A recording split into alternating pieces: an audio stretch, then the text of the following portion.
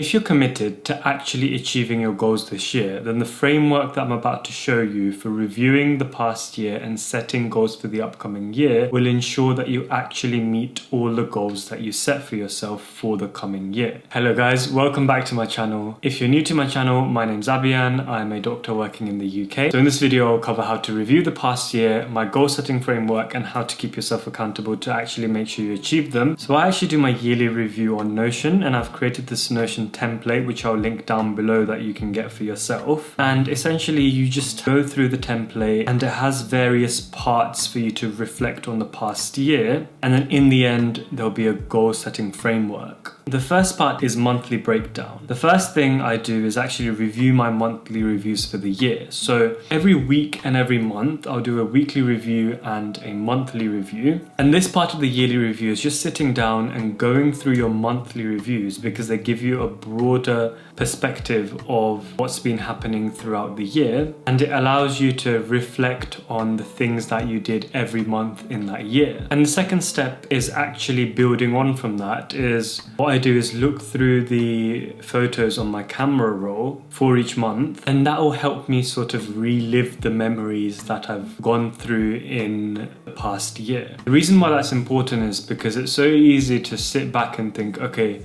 it's the end of the year now. And by the way, I forgot to mention, you can do this either at the end of the year or at the beginning of a new year. So I actually did mine on January the 1st, which is kind of when I tend to do my reviews. So I do my reviews on the first of the month for the monthly reviews, or kind of the beginning week of the year for the yearly reviews. It's a bit different for my weekly reviews. I do that on a Saturday, but you know, that is not the point of this video. This step to relive your memories that you've made over the past year is quite important because it's so easy to think back at, oh, let me think about what happened during this year, and just to focus on the negative memories or the downs that happened in your life. But one thing I really try to be intentional with the past year is to capture memories by taking lots of photos on my phone, just to be able to remind myself that even though I've been through ups and downs, and when you look at it overall you think, oh, what a crap year, by capturing the moments where you felt joyful and when you felt good,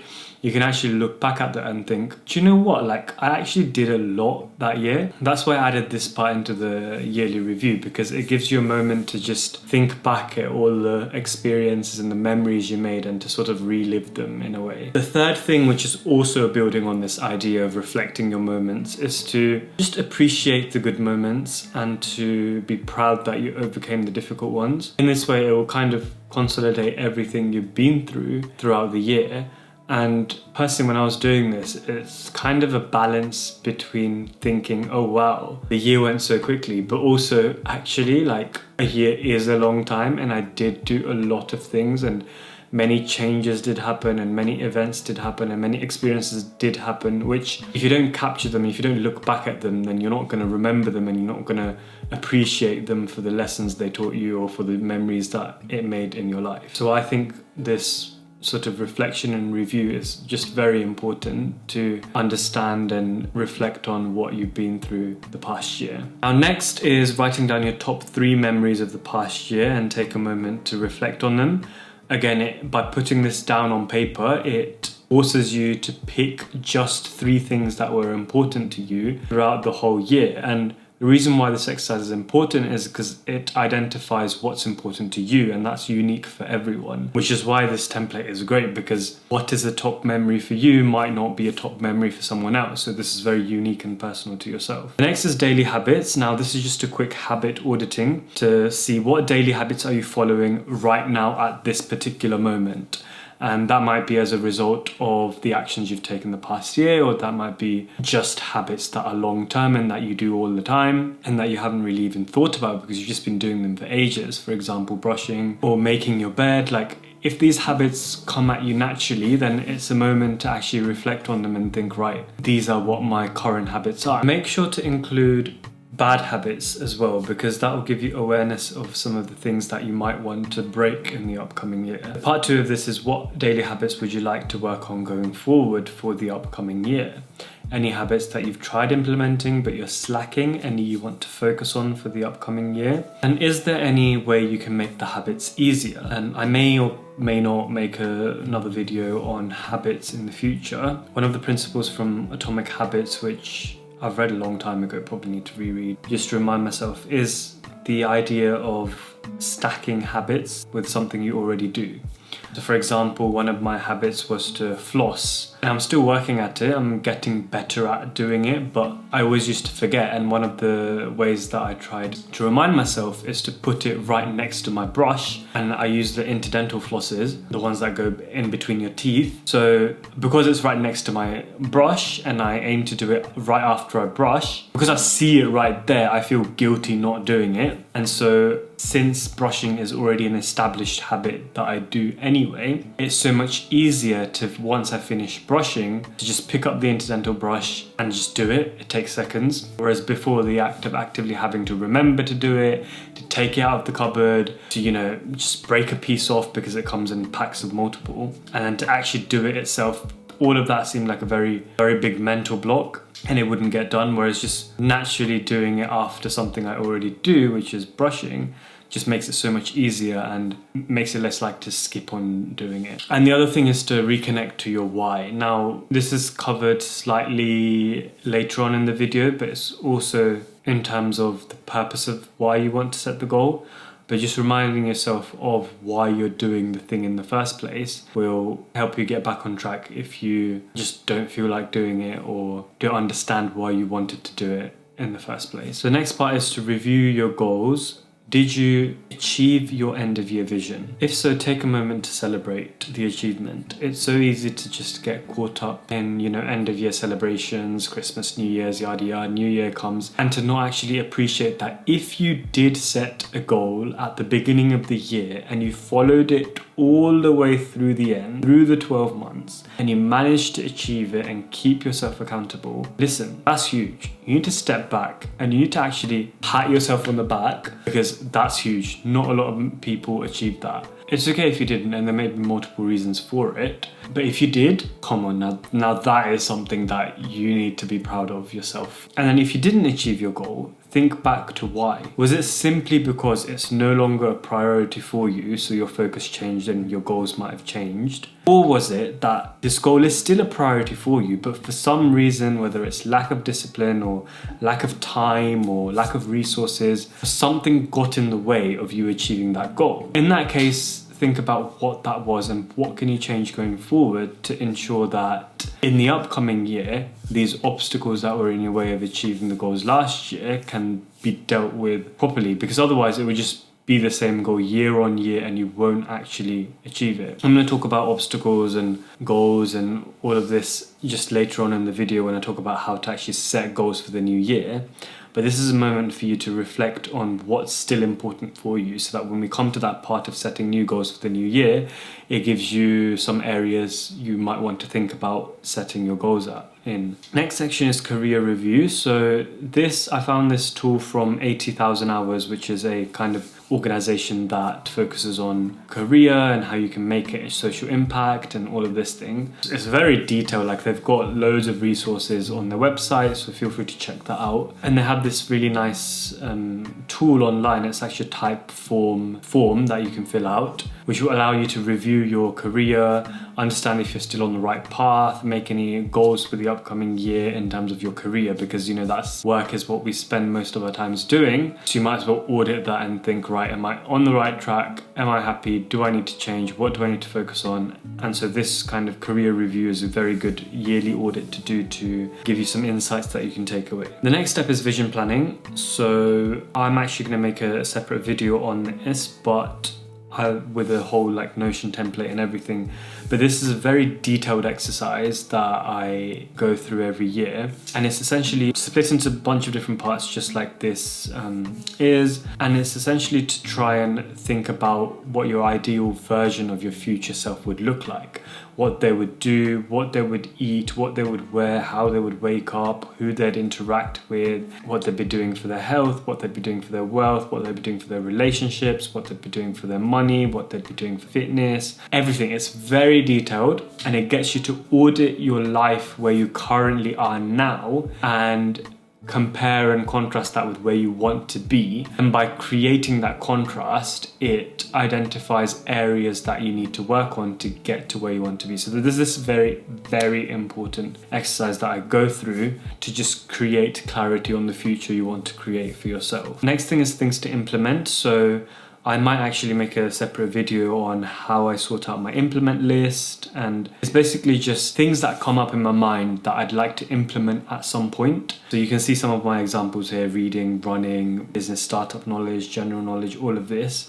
And I split them into areas of my life which I think are important. So some of my areas you can see how being broad-minded, health, business, mental clarity, all of this. And what I'll do is when I come up with an idea, or if I read something and I think, okay, that would be quite good to implement in the future, but it's just kind of like a one-day thing. I'm not going to actively try and turn this into a habit. It's just a list of things that are in my mind, at the back of my mind, which I'd like to one day work on. This is that one day for you to look through that list and think, right, are any of these still a priority for me? What do I want to focus on going forward? And again, that gives you food for thought about what goals you can set for the upcoming year. Next, I have this new section called Apps Review, which I actually added in quite recently. I didn't used to have this before, but I added this in because just a few weeks ago, just like at the end of 2023, I started getting all the apps that I commonly use started giving me these yearly review things, which I don't remember having before. I remember Reddit Recap being a thing and Spotify Replay being a thing. I switched over to Apple Music, and now Apple Music started doing this similar thing that Spotify does, where it shows you all your top artist. I actually haven't done that yet because I think you have to go on the computer to do that, but anyway. And then Dailyo, which is the app I use for journaling, sent me a notification saying here's your year in progress, and it gave me a whole chart of all the entries I'd made throughout the year, how my year looked in just one diagram. So I think that was very insightful because it showed me which months were so good for me, which months were not so good for me. And then Monzo year in progress. So I use Monzo for daily spending. So this allowed me to have a look at what merchants and shops I spend my money in most, who I send my money to most, what I spend on most. And if, personal finance is one of your goals, then that can give you a good insight as to where your money went throughout the year and what you can focus on in the upcoming year. That was very good. And Chase, literally same thing. I don't use Chase that much, but useful to see that it had a yearly review feature as well. And again, this just depends on what apps you use. So these are just some of my ones, and I'll update this continually if other apps start doing the yearly reviews as well. But I think it's just nice to sit back and reflect on the year and have a look at the whole year in just a broader picture. So I like doing these apps review. I think it's a good addition to my yearly review template. And in this section, life sorting, is just kind of like errandy things, somewhat a little bit boring, but kind of life adulty things that you got to do anyway. So the first one is car, like obviously, and this might be different for you depending on what your errands and stuff are, but just some examples for me. Car, so thinking about when you need to take your car for a service next, either saving up for that or getting that booked in on the calendar. Any future important dates. So I actually have a Notion page where I'll write down any future dates and just so I can keep a track of, just random things that are happening in the future. It will be mainly things like MOT renewals or dental appointments or kind of vision optician appointments, all of this stuff, just stuff that I've booked in the future, because when you go to the dentist and afterwards they book your appointment like 6 months in advance, I'm not going to know what I'm doing in that 6 months, whether I'm going to be free. I don't even have my rota out for that time, so I'll just say yes anyway, but then I'll write the dates down in this future dates Notion page. And opportunity here is to look at those and think, right, which ones are coming up soon in 2024, highlight those so that I can have that on the back of my mind to either make plans for that, sort out travel, sort out leave, all of that thing, rearrange it if it's not working, all of those. So that is something as important as well, and that comes on to similar as life sorting, including dental appointments, medical appointments, vision appointments. This might depend list might depend on what's going on in your life right now, but just to kind of get a grasp on just some of the errandy stuff that's going on in your life. And then savings investments is a huge one, I think is important. Are you following a savings plan? Do you have a goal? Are you on track to meet your goal? Where's your money going? How's your investments doing? I think it's good to just have a look at it sort of once a year. And now this bit, setting new goals for the year, is just a very important part of the video. This is basically, we've now done the reflection of the past year. This is now focusing on the new year ahead, and this framework that I've used, that I'm about to show you, is exactly how to think about your goals in a way which increases the chance that you're going to achieve it, and it's not just going to be a wish list of all the things that you'd like to do. Now, the first thing I'd say is very important is to only create 3 to 5 main focuses for the upcoming year. The more you create, the more it will be just a list of airy-fairy dreams that you aim to achieve, and it's going to drop off by mid-Jan. Like, you don't want to, because yes, you have, by doing the vision planning, yes, you have your ideal you, but you can't be working on all of these things in that 1 year. 1 year is both very short and very long at the same time, but focusing on just 3 to 5 priorities highly increases the chances of you actually achieving it, than having 10 things like going to the gym and running and audiobooks and physical books too, and eating better and going out more and socializing with friends more and being more productive in the workplace and doing journaling and all of that. Do you know what I mean? Like, it's too much. This is why most people don't achieve their New Year's goals, because they set too many. They set unrealistic targets which aren't achievable, which aren't specific enough, which is way too overwhelming. It'll be fine for like the first couple of days of January. Mid-Jan, it was as if it never existed. Key secret that throughout my experience I've realized is to actually only focus on a few things, but these few things are so important to you that you're way more likely to actually follow through all of them to the end. And it makes tracking it so much easier and remembering it so much easier. Imagine if I told you I only had three goals for the year. That's so much easier than me having 10 New Year's resolutions and me not even remembering half of them, let alone doing any of them. So just pick 3 to 5. This is very important. Now, for each of the above goals, go through every question here. So your goal, your why, your inspiration, your habits, tracking, and obstacles. This is a lot to think about, and it takes time. If you're going to do this properly, it very much takes time. But if you want to actually achieve your goals this year and not just make it another year where you look back at the end of the year and it's just the same goals again, this is very important. The first thing is goal. Make it very specific. By the end of the year, by December 31st, what would you like to have achieved? And make that tangible. I say include up to 3 key results that are measurable, but I would even change my own advice on this and say maybe just 1 key result that's measurable. So for example, if your goal is to read 10 books by the end of the year, by the end of the year, you will have put 10 books as read on your Good Notes account.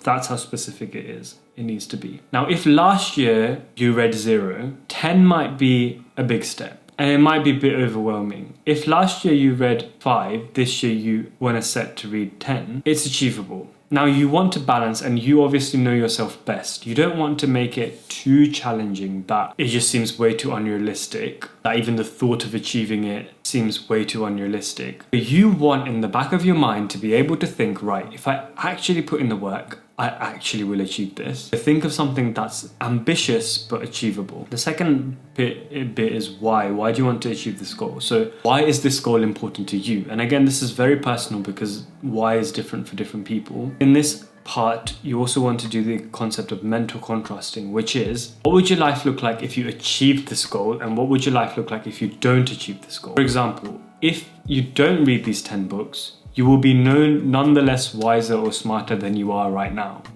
If I do achieve this goal, I will become wiser and more knowledgeable in the field that is important to me. See, that's very important because it gives you something to look forward to. It gives you that clarity of why exactly am I doing this? On the days when you don't feel like doing it, thinking back to, okay, listen, if I slack today, by the end of the year, I will be no better off. But if I actually do this today, this is what I'll achieve at the end of the year. In moments when times are tough and you don't feel like doing the work you need to do to meet your goal, having this why will allow you to look back and realize the consequences of you slacking and make it much more likely that you'll actually follow through with the processes and habits needed for you to achieve the goal. So this is again very, very important. Next is inspiration. What is your inspiration for achieving this goal? It may be someone you look up to. It may be because of what they've achieved. So for example, for reading books, it might be someone who's wise and very knowledgeable who you want to be like. Think about that. Use them as an inspiration. Write their name down. Think, if I do these actions, I will be closer to becoming like this ideal person that I look up to. Now, this part doesn't apply to everything, so if it doesn't, just skip this. Next is very important. I feel like I'm saying it's very important to all of this, but it actually is, because habits. What are you actually going to do? What actions are you physically going to take to ensure that you meet this goal? And this should be so specific that by just merely doing these actions alone, you will automatically achieve your goal. So for reading, at night, I am going to read an ebook on the Kindle for 20 minutes every night. That is the habit that I'm going to do in order to meet this goal. But if I do that every day, if I do meet that habit every day, I will undoubtedly achieve my goal. So that's what this bit is. And tracking is, how can you track your progress towards your goal? So if your goal is to read 10 books, after every book that I finished, I'm going to log it on Goodreads as read, so that when I'm doing my monthly reviews or whatever, I can look back at the Goodreads list and think, right, am I on track to achieve this goal, yes or no? Now, this is very important. This is the game changer between you actually following through and achieving your goals and you slacking and not achieving them. Obstacles. What obstacles may get in the way of you achieving this goal? Now, again, this is very personal to you. So just come up with a list of things that you know your mind is gonna say is prevent you from reaching your goals. And this was kind of like one of the profound revelations I had in this past year, because it's the reason why we procrastinate. It's the reason why we don't get ahead in life, is because our fear protection mechanism, whatever it is, evolutionary mechanism, wants to keep us in our comfort zone, is afraid of change and is afraid of new things because of the fear that it'll expose us to danger. It's a very evolutionary mechanism of our mind. Understanding this is simply understanding that if you don't make a change, you will not change as a person. And if you don't know what the triggers and thoughts are that will keep you in your comfort zone, you will never take the actions to break out of that. So let me explain what I mean by giving concrete example. For reading books, some of the obstacles will be, when I'm in bed, I will procrastinate and go on Reddit instead of reading a book, because reading a book just seems very long and I can't be bothered. Okay, well, if I encounter that obstacle, what will I do? I will read on the Kindle app first before I go on Reddit, so that I can use Reddit as a treat for having read, rather than going on Reddit first and then thinking, oh, well, I've scrolled for too long now, I'm tired, I want to sleep, right? I'm not saying I'm going to stop using Reddit, unless that's one of your goals, to break your bad habit, whatever. But I'm saying, I can imagine myself thinking, oh, I can't be bothered, so what am I going to do to combat that? Another obstacle might be, I don't really know what to read because there's so many. Well, I will download a book into my Kindle so that as soon as I open the app, the content is available for me, right? Another obstacle is, I want to read for 20 minutes ideally, but that's just very long and I can't be bothered. Okay, well, I will only read for 2 minutes. That's doable. Why not? It's definitely better than nothing, right? So think about the obstacles, which again are very personal to you, that may get in the way of you achieving the habits required to meet your goals. And think, when you encounter these obstacles, what are you going to do to mitigate that, to increase the chance that you're actually going to follow through and achieve your goals? Game changer for me, as I tell you. Now, number 3, audit your goals. You've done all of this. It's a lot of work for each of your goals. Think, is it in your control? So is it something that by taking the actions, you have control over, rather than, even though if you take the actions, it's an external factor that determines whether you succeed or not? So let me give you an example. For example, My goal for the end of this year is to reach 5,000 subscribers. However, by looking at this question, I've identified that this is a goal that's outside my control. The YouTube algorithm gods and whoever decides to watch this video and whoever YouTube decides to show these videos that I make to will result in whether I get those subscribers or not. The only thing I can control is whether I make videos consistently or not. So make the goal in your control rather than it being something aspirational that's out of your control. Is it sustainable? So by the end of the year, if you've read 10 books, are you going to continue reading 10 books here on in? Or was your goal way too ambitious and you need to scale down a bit? This comes down to the idea of overwhelm.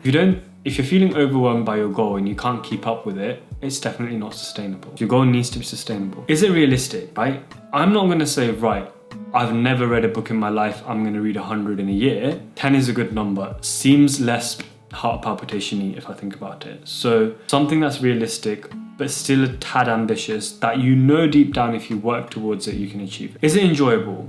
What is the point of having a goal that's dreadful to you? Surely a goal is something that's important to you in an area of your life. And if it's important to you, then why not make that process enjoyable? If it's an important part of your life, why not enjoy it along the way? So how can you make this goal where you enjoy the journey, not just the destinations? For example, reading, you might pick books that you're genuinely interested in, that you actually want to read, rather than forcing yourself to read these 10 books just because person X seems so knowledgeable and I'd like to be like them. Do you actually? Is it actually important for you? And is it achievable? Deep down, do you think that if you actually put your mind to this, you will achieve it? And I think this is beautiful because you would never have come up with the goal in the first place if you didn't think you'd be able to achieve it. So just auditing this, if you actually take the actions required and step out of your comfort zone or do whatever you need to do these, things, these habits, these trackings, these obstacles, these mental contrasting, do you actually think you'll be able to achieve it? And if the answer is yes,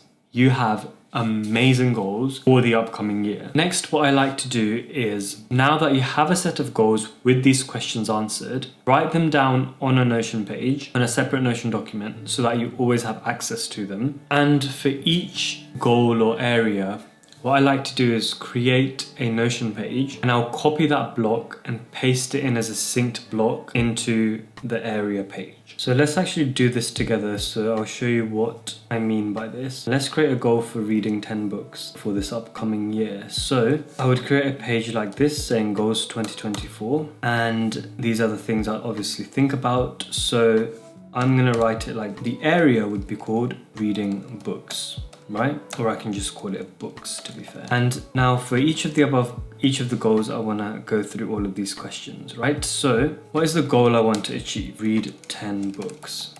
As you can see, this is very specific. At the end of the year, I'll be able to look back and know I've achieved this because I will have logged 10 books on my Goodreads, right? And I'm going to write down tracking, obviously. So why do I want to achieve this goal? To become more knowledgeable, expand my general knowledge, develop a broader mind, increase my creative thoughts. That's why it's important to me, because I want to increase my creativity, and that might increase my ability to create new content and think about a lot more things than just rubbish thoughts that aren't helpful. Now, inspiration, I don't know, I might say, Bill Gates, very knowledgeable, inspirational, right? So that might be my inspiration. I might also link here some videos that I've watched that's inspiring to me, which is an interview with him or whatever. Habits, what am I gonna do? So I'm gonna actually 20 minutes of reading at night. Right, that's the habit I'm going to do. Tracking, I'm going to track progress. Well, I'm going to log each book I complete in GoodNotes, right? So that when I do my monthly reviews, I can have a look and see, okay, how far away am I from reaching my goal? Obstacles. I already mentioned an example earlier that I might want to procrastinate on Reddit. So I will read first, then use Reddit as a treat. Can't be bothered to read for 20 minutes because that seems long.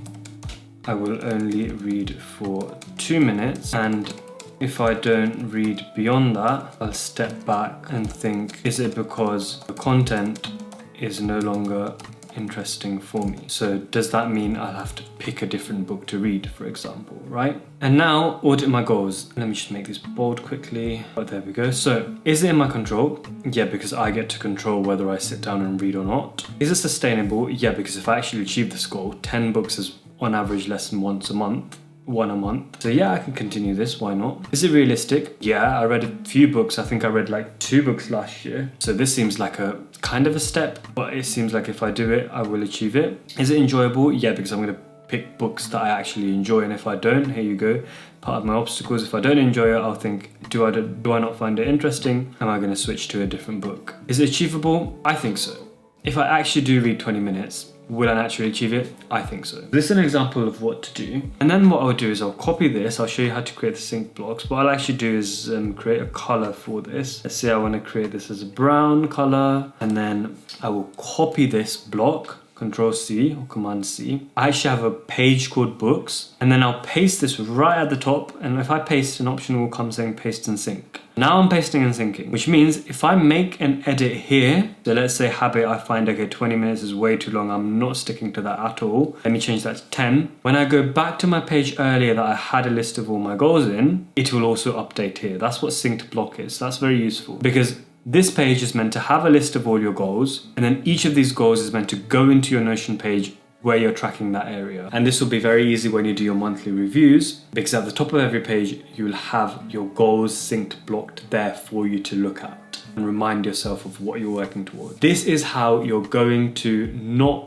fall off your goals by the mid-Jan, because you'll be doing regular monthly, weekly reviews to keep yourself in check, and regular monthly reviews where you'll see your goals right at the top, right? And I'll make separate videos on how I do weekly and monthly reviews. Now, the next thing is actually tracking. So I mentioned, obviously when you, as part of creating the goal, you have a section where you say tracking, how you're going to track this goal. So it might be different for different goals and different for different people. So obviously it's personal to you. But for example, for fitness workouts, I use the app called Strong. For books, I'm going to use GoodNotes. Before I was just tracking all the books I've completed in Notion. But I think on GoodNotes, you can actually set a target for the year, and it will give you a progress bar of how far you are to completing it. So if I track my books on GoodNotes, when I do my weekly, monthly reviews, I can have a look and see how far I am to actually achieving that goal. So that is actually it for this video. That's my process for reviewing the year ahead, the year that's gone, and for setting goals for the upcoming year. As I mentioned, I will link Notion template for this yearly review and goal setting template down in the description below. If you're new to my channel, consider subscribing. With that being said, thank you for watching. Welcome to 2024, Happy New Year, and I'll see you again in my next video.